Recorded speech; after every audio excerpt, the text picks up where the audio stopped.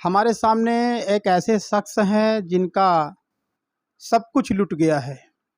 यानी जिस पे कोई विश्वास करता हो, अपना हो, सर्वस्व न्यौछावर करता हो, अगर किसी कारणवश जैसे भी एक परिवार बिखर जाता है, उन पे क्या बीतता है, कैसे जीवन जीते हैं।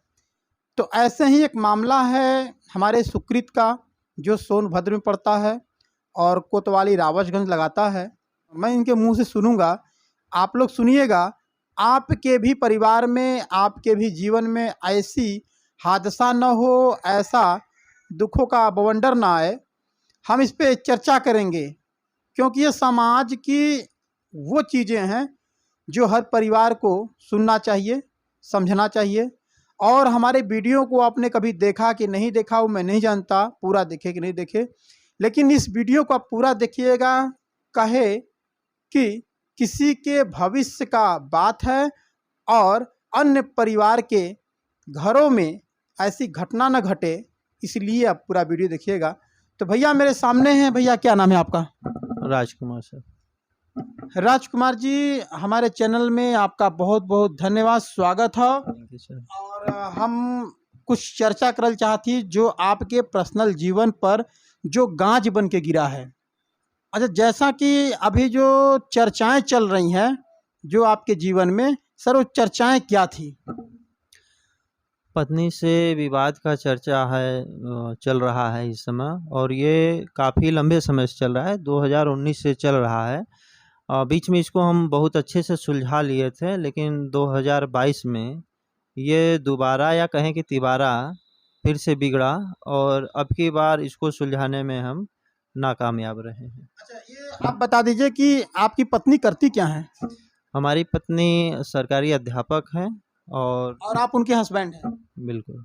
जी, देख सकते हैं कि इनके हस्बैंड हैं। पूरे स्टोरी को इनसे जानेंगे, कब शादी हुई, कैसे जीवन चल रहा था, कितने बच्चे हुए, उनको कब सरकारी नौकरी मिला, और सरकारी नौकरी के दौरान किसके कारण इनके जीवन में वो बवंडर आ गया। आज ये पत्नी से अपने अलग होने के कगार पे हैं और पत्नी इनको लात मार रही है, ये भी जानेंगे। और उनको पढ़ा लिखा कर उस वहाँ तक पहुँचाया कौन, ये भी इनसे हम चर्चा करेंगे। तो पहला सर सवाल आपसे है, आपकी शादी कब हुई थी? और जब शादी हुई थी, आपके घर का और लड़की वाले के घर का परिस्थिति क्या थी? मेरी शादी 13 मई 2014 को हुई। उस समय हमारी जो आर्थिक स्थिति थी बहुत अच्छी थी। एक खदान चलता था हमारा यहाँ सुकृत में, पिताजी लीज होल्डर थे और बहुत अच्छा व्यापार चलता था उस समय। और कहा जाए कि ससुराल वालों की स्थिति तो वो एकदम दयनीय स्थिति थी, उन लोगों की आर्थिक स्थिति जीरो पे थी। और हमारे ससुर जी जो है खेती किसानी करते थे, और साला 2 साले हैं हमारे बड़े, हमारी पत्नी से बड़े हैं दोनों। शिक्षा करते थे वो, फिर इसके बाद प्राइवेट दोनों पढ़ाने लगे। और रविशंकर और विजेंदर, रविशंकर की भी नौकरी हमारी पत्नी के साथ ही हुई, और विजेंदर पढ़ाई लिखाई करके अभी वो फिलहाल बेरोजगार है। अच्छा, जब आपकी शादी हुई थी तो आपका शादी लगाया कौन था? सर हमारी शादी एक तरीके से कहा जाए कि लव मैरिज थी। हमारे साथ ही हमारा साला पढ़ता था, इंटर में हमारे साथ पढ़ता था, रिलेशन वहीं से शुरू हुआ। वो हमारे घर आता जाता था, हम भी उसके घर आते जाते थे, रिलेशन वहीं से शुरू हुआ। मीरा ने हमको पसंद किया, प्रपोज किया, इधर से भी बातें बनी, दोनों लोगों की सहमति बनी, दोनों परिवार की सहमति बनी, और फाइनली हमारी शादी 2014 में 13 मई को हो गई। 2014 में फाइनली शादी हुई, और एक तरह से कहा जाए तो ये शादी लव मैरिज हुआ था और माँ बाप के रजामंदी से हुई थी, जैसे लोग करते हैं। लेकिन पसंद जो है लड़की लड़का एक दूसरे को ही किए थे, जो माँ बाप पहले नहीं जानते थे। ये पढ़ाई के पीरियड में हुआ था, तो ये कहानी रह गई। लेकिन जब शादी हुआ तो आपका शादी वाला रिलेशन कितने साल चला? हमारा शादी का रिलेशन, शुरुआती शादी का रिलेशन बहुत अच्छा था। शादी के बाद हमारी पत्नी को बीमारी हो गई, उसको एटॉपिक प्रेगनेंसी हुई थी 2015 में। उस समय हम लोग बहुत उसको पैसा लगा करके, अपना ब्लड लगा करके उसका ऑपरेशन करवाएं, किसी तरीके से उसकी जान बची। डॉक्टर एकदम इमरजेंसी ऑपरेशन के लिए बोल दिया था पेट का, उनकी जो नस होती थी, पेट की नस, वो फट चुकी थी, बच्चेदानी की नस फट चुकी थी, उसमें ऑपरेशन हुआ। फिर उसके बाद 1 साल बाद हमारी बिटिया पैदा हुई 2016 में, और 2018 में उनकी नौकरी लगी, और 2019 से के शुरुआत या बीच से 2019 के बीच से हम लोगों का रिलेशन ख़राब होना शुरू हो गया। अच्छा, आपका मान लेते हैं रिलेशन बहुत अच्छा चला, बीच में उनका तबीयत खराब हुआ, आपने अपना ब्लड भी दिया था उनको? हाँ, ब्लड दिया था हमने अपना 2 यूनिट। हमारा भी ओ पॉजिटिव ग्रुप ब्लड है, उनका भी ओ पॉजिटिव ग्रुप है। आपके बच्चे कितने हैं अभी? एक बड़ी बिटिया है, 8 साल की हो चुकी है। बेटा है एक, वो 2 साल का हो चुका है। 2 साल का बेटा है, और नौकरी जो है 2018 में लगी थी, मई महीने में, और तब तक रिलेशन बढ़िया चल रहा था? जब नौकरी लगी तब तक रिलेशन बढ़िया था। हमारी पत्नी की और हमारे साले की नौकरी। एक चीज़ और मैं जानना चाहूँगा, जैसा कि आपने थोड़ी देर पहले कहा था कि शादी से पहले आपके ससुर का, यानी आपके पत्नी का मैके जो भी था वो गरीब परिवार था, उतना संपन्न नहीं थे, तो उनको पढ़ाया लिखा कौन शादी के बाद? आप पढ़ाए कि मैके पढ़ाया? शादी के बाद, या यूं कहें कि शादी के पहले से पूरी जो ऑफिशियल तो नहीं कह सकते, लेकिन जो पूरा खर्चा होता है पत्नी का, उनके ब्यूटिशियन का, और जो भी खर्चे थे, कपड़े देना, जूता देना, पैसा देना, यहाँ वहाँ जाने के लिए पैसा देना, वो सारा कुछ हमारे तरफ से होता था। लेकिन शादी के बाद वो पूरा का पूरा ऑफिशियल रूप से हमारे बात मैं साथ। काटूंगा आपका। गाइस साहब, आप ध्यान से सुनिएगा, पूरी कहानी को सुनिएगा। जो लोग लव मैरिज करते हैं, और इन्होंने भी कहा कि शादी से पहले ये पूरा खर्च उस लड़की का उठाते थे, और कहीं न कहीं शायद उनके घर वाले भी आपको इसीलिए सम्मान देते थे। बिल्कुल सम्मान देते थे उस समय पूरा, जैसे कि जो मोबाइल हम बल्कि नहीं यूज करते थे उससे लव वाले रिलेशन में आप कै साल रहे थे?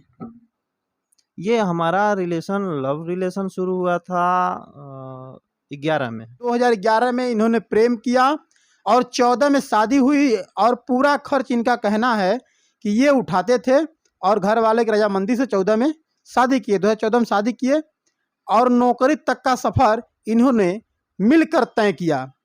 जब तक नौकरी नहीं लगी थी, ये सफ़र साथ तय किए, दुख में, सुख में, और जो भी परिस्थिति रहा, धूप है, छाँव है, सब इन्होंने साथ में झेला। लेकिन वो मनहूस दिन, वो मनहूस ग्रह नक्षत्र मान लीजिए, या वो मनहूस इंसान कोई रहा होगा ना आपके जीवन में, या आपके पत्नी के जीवन में तीसरा कोई आया होगा, जो आप लोगों के जीवन, 2 बच्चे और आप सबका जो है एकदम परिवार बिखरने का कगार पे आ गया। कौन था ऐसा? ऐसा व्यक्ति आया हम लोगों के बीच में। ये हम यहाँ पे 2 व्यक्तियों का नाम लेना चाहेंगे, और दोनों की जिम्मेदारी बराबर बराबर बनती है। एक पहला व्यक्ति है रविशंकर, जो हमारा साला है, जो मेरे साथ पढ़ता था। वो खुद, उसकी भी नौकरी पत्नी के साथ ही लगी थी। उसकी नौकरी थी मेहरपुर ब्लॉक में, सोनभद्र के मेहरपुर ब्लॉक में। वो म्यूचुअल करा के, जहाँ पत्नी की नौकरी हुई है, सोनभद्र का कौन ब्लॉक है वर्तमान में, वहाँ पे वो भी अपना ट्रांसफ़र करा के आ गया और पत्नी के साथ ही रहने लगा। तो हम रिलैक्स हो गए थोड़ा-सा कि भाई हमारा साला है, सगा साला है, पत्नी के साथ रह रहा है। हम चूँकि उस समय बेरोज़गार थे, तो हम घर आना-जाना शुरू हो गया। खेती-बाड़ी हम करने लगे, और थोड़ा अपना काम-धंधा देखने लगे कि हम भी थोड़ा 2 पैसा कमाएँ। उसी बीच एक तीसरे व्यक्ति की एंट्री होती है, जिसका नाम है ज्योति प्रकाश रमन। ये कौन है ज्योति प्रकाश रमन? ज्योति प्रकाश रमन अध्यापक है, प्राथमिक विद्यालय सरैया में अध्यापक है, और वहीं हमारे रूम के बगल में ही वो रहता था। रूम लेकर के रहता था। और हमारे साले साहब जो हैं रविशंकर से, इसकी काफ़ी मित्रता हो गई थी। हम भी जाते थे तो परिचय हुआ, सब कुछ हुआ, जान परिचय उससे थोड़ा पहले से भी था सबसे, क्योंकि टीचर ग्रुप था, तो उन लोगों से जान परिचय था। फिर हम गए तो फिर चीज़ें हुई कि भाई टीचर सब साथ रह रहे हैं, तो हमें कोई आपत्ति नहीं थी, रहने लगे। फिर इसके बाद इन लोगों में इतनी घनिष्ठता हो गई, पत्नी में और हमारे साले में, और वो जो ज्योति प्रकाश रमन है तीसरा है, तो साथ रह रहे थे सब। तो हमें 2019 के लास्ट में पता चला, अपने साले के ही माध्यम से पता चला कि ये लोग कहीं न कहीं गलत तरीके से मिलते हैं।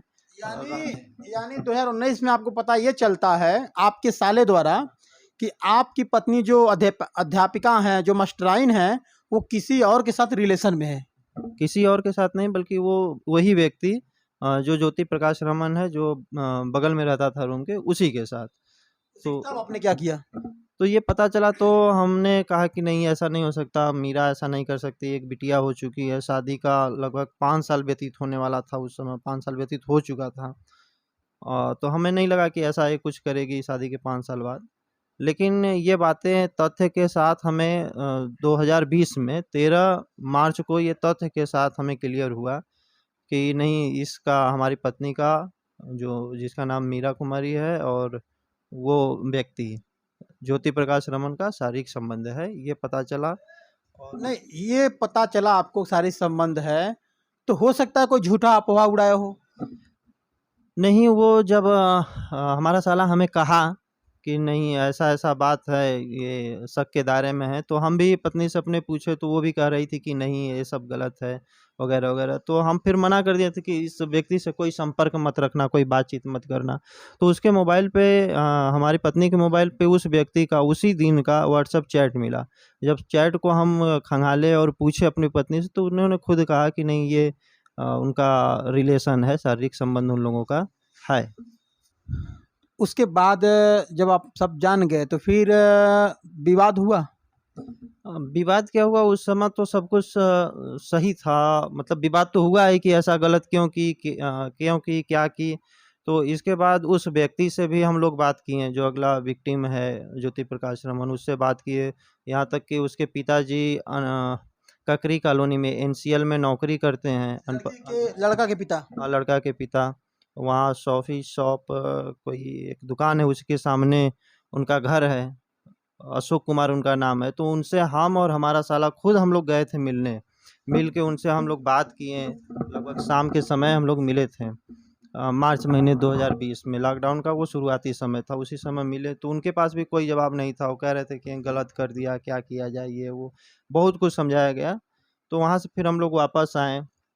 इसके बाद परिवार में हम अपने ससुराल गए, वहाँ के लोगों को सब पता था, सब सुलह समझौता ये हुआ कि गलती कर दी, छोड़िए, जाने दीजिए, समझ जाएगी। वो भी माफ़ी मांग रही थी कि नहीं, हमसे गलती हो गई। फाइनली मिला करके ये हुआ कि जो गलती हो गई सो हो गई, अब नहीं होगा, अब आपके हम साथ रहेंगे, ये समझौता हुआ। ये समझौता हुआ।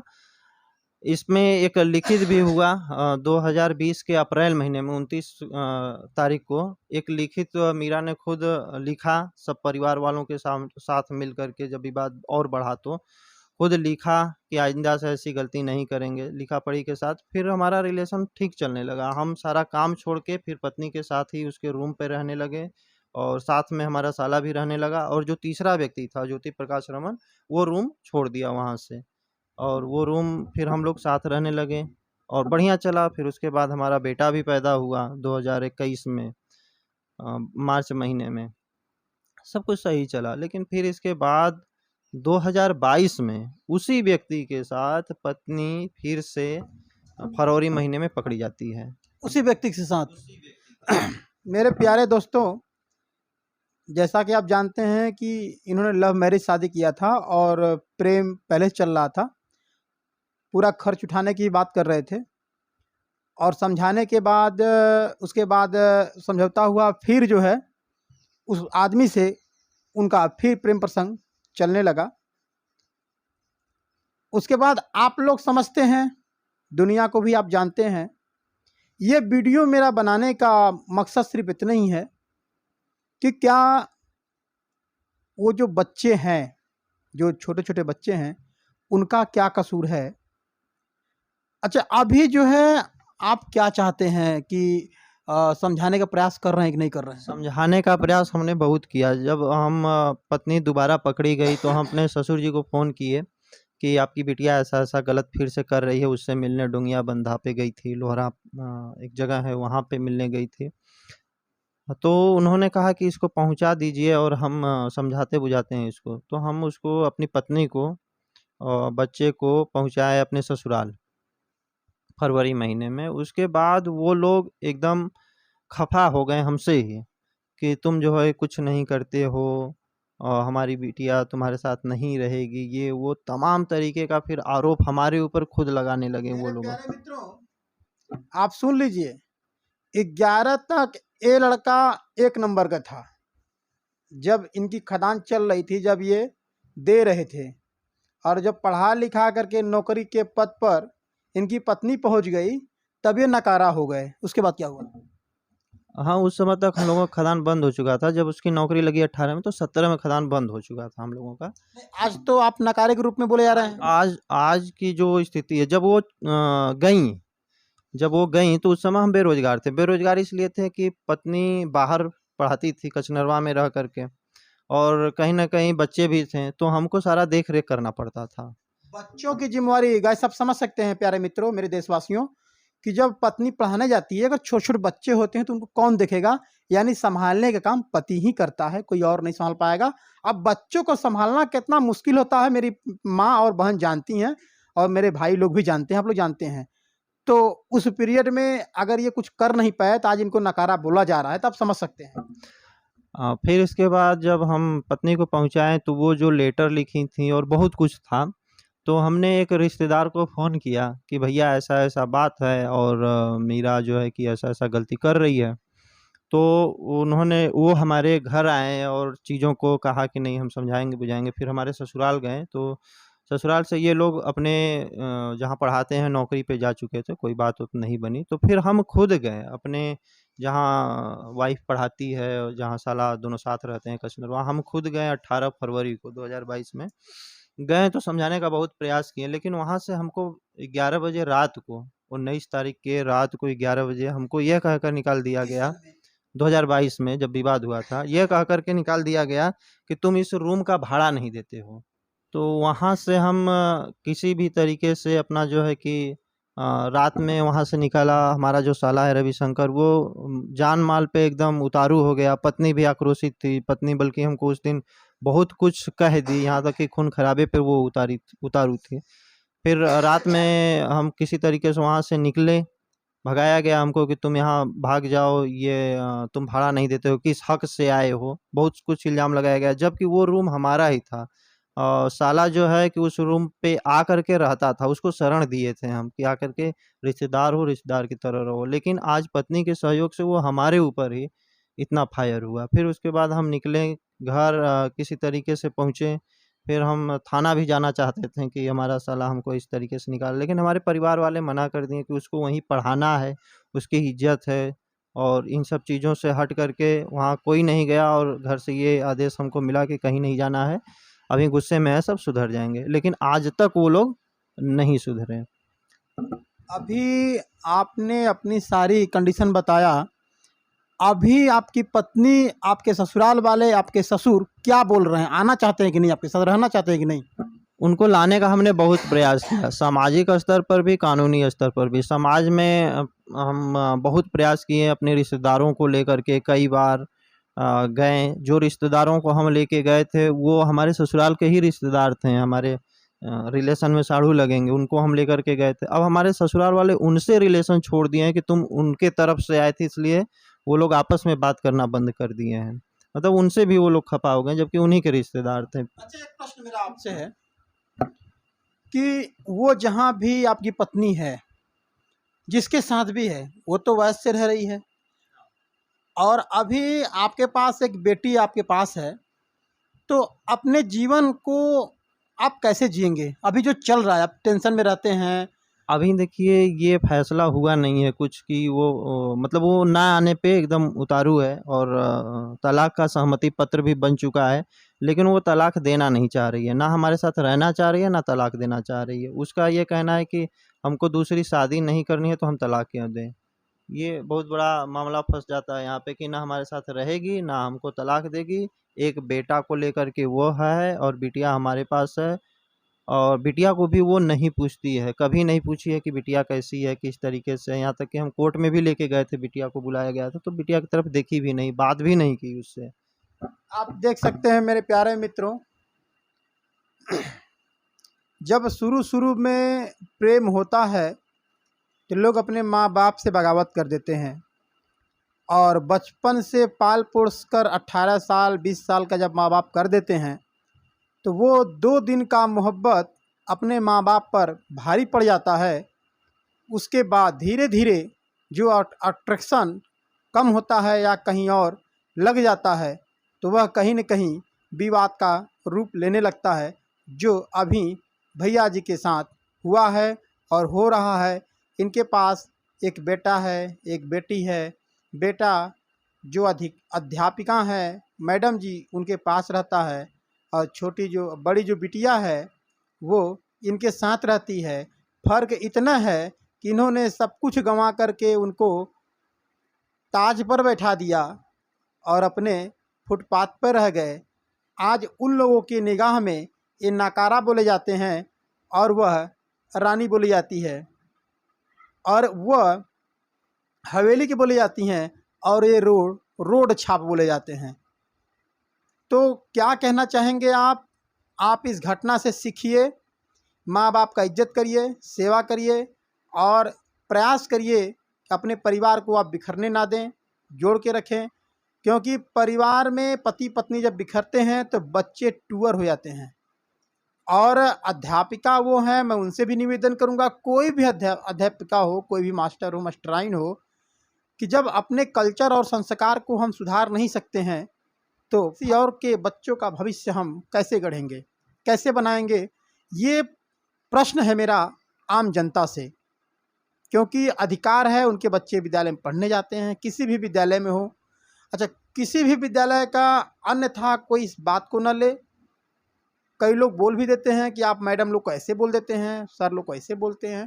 तो मैं क्षमा चाहता हूँ, और ये बात विचारणी है और इन पे बीत रहा है जो वो सिर्फ ये जानते हैं। बाकी आप फाइनली आप दर्शकों से क्या कहना चाहते हैं जो आपको देख रहे हैं? यही कहना चाहेंगे कि स्थिति बहुत ही बुरी है, और अगर समाज में इसी तरीके से अध्यापक रहें, जैसे 3 अध्यापकों का इसमें नाम आता है, रविशंकर कुमार, ज्योति प्रकाश रमन और हमारी पत्नी मीरा कुमारी, जहाँ पर भी ये पढ़ा रहे हैं। जैसे पत्नी का स्कूल है प्राथमिक विद्यालय समैलवा, और रविशंकर का स्कूल है प्राथमिक विद्यालय टेढ़वातेन, और ज्योति प्रकाश रमन का विद्यालय है प्राथमिक विद्यालय सरैया। ये जहाँ पढ़ा रहे हैं जिस विद्यालयों में, उस विद्यालय के जो शिक्षक हैं, जो कक्षा 1 से 5 तक के विद्यार्थी, उनको क्या ये शिक्षा देते होंगे और किस तरीके का शिक्षा देते होंगे, जो खुद अपने आप को नहीं समझ पा रहे हैं, अपने आप को नहीं समझा पा रहे हैं, अपने पारिवारिक स्थिति को नहीं समझ पा रहे हैं, तो क्या समझाएंगे? मेरे प्यारे मित्रों, अगर सरकारी टीचर ये होते, इनकी पत्नी हाउसवाइफ होती, अगर ये अपने पत्नी को छोड़ते तो अनुमान लगाइए कि इनकी पत्नी कै लाख का जुर्माना ठोकती। सर बहुत बुरी स्थिति हो जाती फिर तो।